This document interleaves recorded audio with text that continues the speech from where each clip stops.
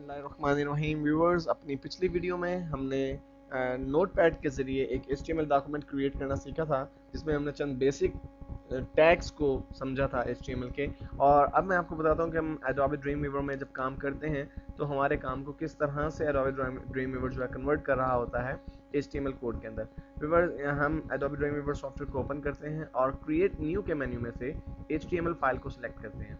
Viewers, जब हमने HTML file को सिलेक्ट किया तो और हमारे पास ये स्प्लिट कोड है, इस वक्त स्प्लिट व्यू है, मींस लेफ्ट साइड पे हमारा कोड नजर आ रहा है और राइट साइड पे हमें जो है वो हम डिज़ाइन व्यू में काम कर रहे होंगे। व्यूअर्स, इसमें आपको टॉप पर जो ये कुछ कोड्स नज़र आ रहे हैं, ये बाय डिफ़ॉल्ट इंसर्टेड हैं।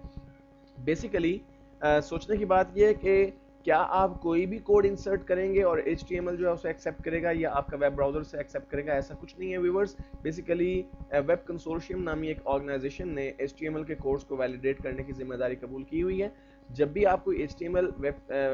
पेज बनाते हैं या HTML डॉक्यूमेंट बनाते हैं, तो जब भी उस वेबसाइट को विजिट किया जाता है तो बेसिकली उसका कोड पहले वैलिडेट होता है, यानी चेक होता है और कि आया इस वेब पेज पर जो कोड्स इंसर्टेड हैं, जो टैग्स इंसर्टेड हैं HTML के, वो स्टैंडर्ड के मुताबिक हैं या नहीं। जैसा कि आपने देखा कि हमने अगर टेबल क्रिएट करना था तो हमने टेबल का टैग इंसर्ट कर दिया,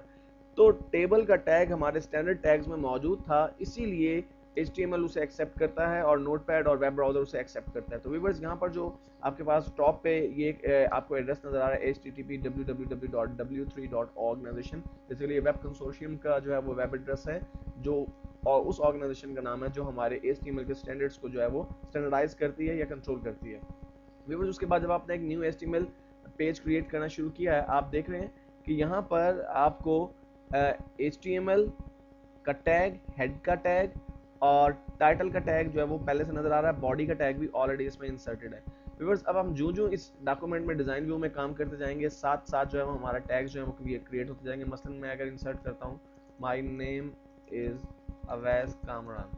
व्यूअर्स, मैंने अपना नाम इंसर्ट किया तो देखें आप बॉडी टैग के दरमियान वहाँ पर ऑटोमेटिकली जो है वो टेक्स्ट इंसर्ट हो गया है। व्यूअर्स, अगर मैं एंटर प्रेस करता हूँ तो एंटर प्रेस करने का मतलब मैं ये कि मैं नया पैराग्राफ जो है वो शुरू कर रहा हूँ, और पैराग्राफ के लिए P का टैग जो है वो यूज़ करता है हमारा HTML एडिटर या हमारा वेब ब्राउज़र। तो देखिए, जो ही मैंने एंटर प्रेस किया है, एक और P का ओपनिंग और क्लोजिंग टैग इंसर्ट हो गया, यानी जो भी टेक्स्ट मैं इंसर्ट करूँगा वो बेसिकली दूसरे पैराग्राफ में शामिल होता जाएगा। व्यूअर्स, अगर मुझे अब कुछ इस टेक्स्ट को बोल्ड करना है, फॉर एग्जांपल मैं नेम को जो है सिलेक्ट करके बोल्ड करना चाहता हूँ, तो यहाँ बॉटम में व्यूअर्स हमारे पास जो प्रॉपर्टी इंस्पेक्टर नाम का जो हमारे प्रॉपर्टीज नाम का जो है वो व्यूअर्स एक पैनल मौजूद है। इसमें हम बी बोल्ड का यानी कि हमारे पास ऑप्शन मौजूद है। वो लोग जो माइक्रोसॉफ्ट वर्ड या माइक्रोसॉफ्ट एक्सेल में काम कर चुके हैं, वो इस मेन्यू बार से या वो इस टूल बार से बहुत जल्दी वाकिफ हो जाएंगे, क्योंकि बहुत हद तक मिलता जुलता है उसी मेन्यू बार से, उसी टूल बार से जो कि हमारे पास माइक्रोसॉफ्ट वर्ड और माइक्रोसॉफ्ट एक्सेल में दस्तयाब होता है। तो मैं इसको बी कर देता हूँ।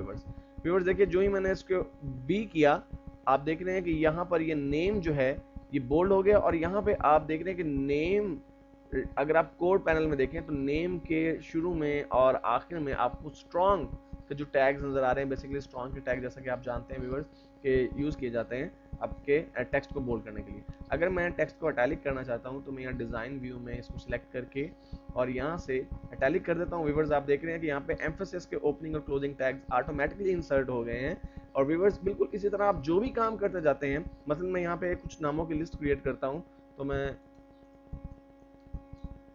उन्हें लिख कर और सिलेक्ट करता हूँ। और व्यूअर्स, मैं उन्हें चूंकि लिस्ट बनाना चाहता हूँ, यहाँ पर हमारे पास अनऑर्डर्ड लिस्ट और ये ऑर्डर लिस्ट है। व्यूअर्स, अगर मैं ऑर्डर लिस्ट पर क्लिक करूंगा तो नंबर्स के साथ ये हमारे पास ऑर्डर लिस्ट में आ जाएंगे, और आप यहाँ देख रहे हैं ऑर्डर लिस्ट का जो है वो टैग ओपनिंग और क्लोजिंग लग चुका है, और उससे रिलेटेड जितने भी टैग्स चाहिए थे वो उसने उसे इंसर्ट कर दिए हैं। और यहाँ पे अगर मैं अनऑर्डर लिस्ट सेलेक्ट करता हूँ तो व्यूअर्स आप देख रहे हैं कि टैग उसी मुनासबत से चेंज हो रहा है। इसी तरह व्यूअर्स, अगर मैं यहाँ पर टेबल इंसर्ट करता हूँ तो यहाँ मेरे पास जो इंसर्ट का पैनल मैंने ऊपर अपनी सहूलत के लिए रखा हुआ है, यहाँ पर मैं टेबल सेलेक्ट कर लेता हूँ और फिर उन टेबल्स के जितने सेल्स और जितने रोज और कॉलम्स मुझे डिसाइड करने, फॉर एग्जांपल मैं चाहता हूँ कि 3 रोज हों और 3 कॉलम्स हों, तो व्यूअर्स मैं ओके करता हूँ इसको। जैसे ही आप देख रहे हैं कि 3 रोज और 3 कॉलम पर मुश्तमिल एक टेबल इंसर्ट हो चुका है, और यहाँ पर आप देख रहे हैं कि टेबल का जो है वो बेसिकली टैग इंसर्ट हो चुका है, और उसमें TRTD के वैसे ही